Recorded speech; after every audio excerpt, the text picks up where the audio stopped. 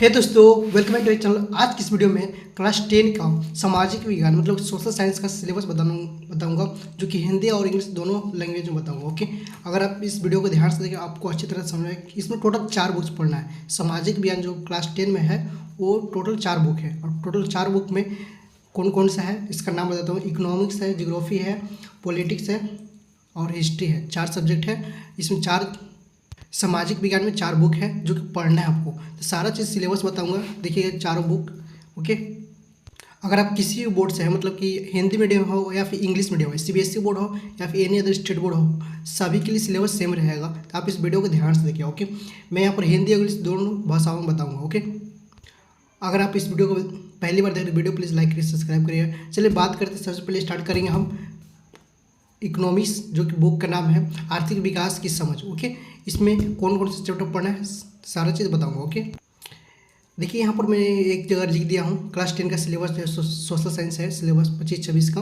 Okay, any state कोई भी board हो या फिर सीबीएसई बोर्ड हो या फिर कोई भी बोर्ड हो, उस सारा चीज़ इसी में आपका कवर हो जाएगा। सबसे पहले बात करते हैं इकोनॉमिक्स का। इकोनॉमिक्स में आपको कौन कौन से चैप्टर पढ़ना है। ओके, तो पहला चैप्टर है विकास, हिंदी में बोलते हैं विकास, इंग्लिश में बोलते हैं डेवलपमेंट। ओके, सेकंड चैप्टर है भारतीय अर्थव्यवस्था के क्षेत्र, sector of Indian economy. Okay, इसी तरह से थर्ड चैप्टर है मुद्रा और साख, जिसको इंग्लिश में बोलते हैं करेंसी एंड क्रेडिट।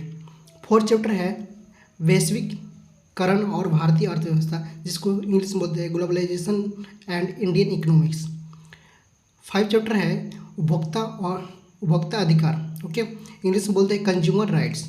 इस तरह से इकोनॉमिक्स आपको 5 चैप्टर पढ़ना है टोटल। कितना? 5 चैप्टर। तो इसमें देखिएगा, इसमें सारा चैप्टर जो है ना मतलब इजी टाइप से ध्यान से पढ़ेगा, आपको अच्छी तरह समझ आएगा। इसी तरह से सेकेंड बुक की बात करते हैं जो कि है जियोग्राफी।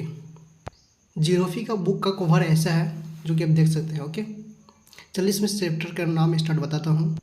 जियोग्राफी का पहला चैप्टर का नाम है संसाधन एवं विकास, जिसको इंग्लिश में बोलते हैं resource and development. Okay, second chapter है वन एवं वन्य जीव संसाधन, जिसको इंग्लिश में बोलते हैं forest and wild life resource. इसी तरह से थर्ड चैप्टर है जल संसाधन, जिसको इंग्लिश में बोलते हैं water resource. Okay, fourth chapter है एग्रीकल्चर मतलब कृषि और इंग्लिश में बोलते हैं एग्रीकल्चर। इसी तरह से 5 चैप्टर है खनिज तथा ऊर्जा संसाधन, जिसको इंग्लिश में बोलते हैं mineral and energy resource. 6 chapter है विनिर्माण उद्योग, जिसको इंग्लिश में बोलते हैं मैन्युफैक्चरिंग इंडस्ट्री। और 7 चैप्टर जो कि लास्ट चैप्टर है जियोग्राफी का, तो राष्ट्रीय अर्थव्यवस्था के जीवन रेखा है, जिसको इंग्लिश में बोलते हैं life line of the national economic. Okay, इसमें जियोग्राफी में टोटल 7 चैप्टर पढ़ना था आपको। यहाँ पर देखिए 7 चैप्टर है, इसमें पढ़ना। ओके, इस तरह से पॉलिटिक्स जो कि सिविक्स है उसको भी देखते हैं इसमें कौन कौन से चैप्टर पढ़ना है। तो डेमोक्रेटिक पॉलिटिक्स लोकतांत्रिक राजनीतिक, इसका जो बुक है इसको कवर में दिखाता हूँ क्या कैसा दिखता है। ये है आपका लोकतांत्रिक राजनीतिक जो कि डेमोक्रेटिक पॉलिटिक्स जो है सिविक्स है, जो कि यहाँ पर देखिए आप क्लास 10 का राजनीतिक विज्ञान है, यही आपका है।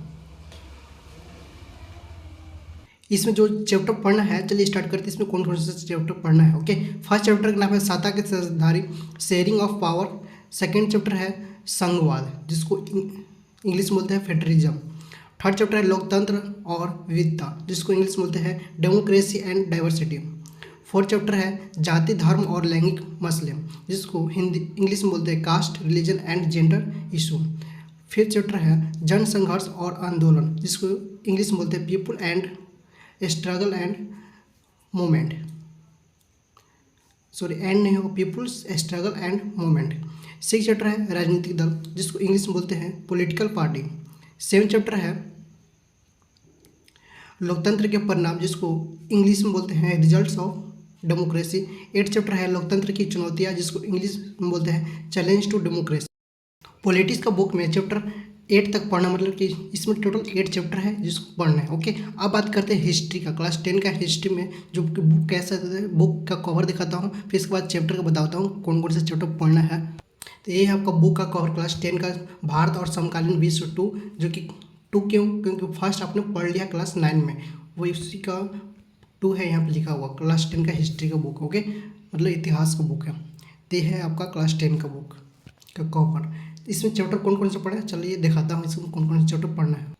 बात करते हैं चैप्टर जो कि हिस्ट्री है, इसमें फर्स्ट चैप्टर है यूरोप में राष्ट्रवाद का उदय, इंग्लिश में बोलते हैं the rise of nationalism in Europe. Second chapter है भारत में राष्ट्रवाद, जो कि इंग्लिश में बोलते हैं नेशनलिज्म इन इंडिया।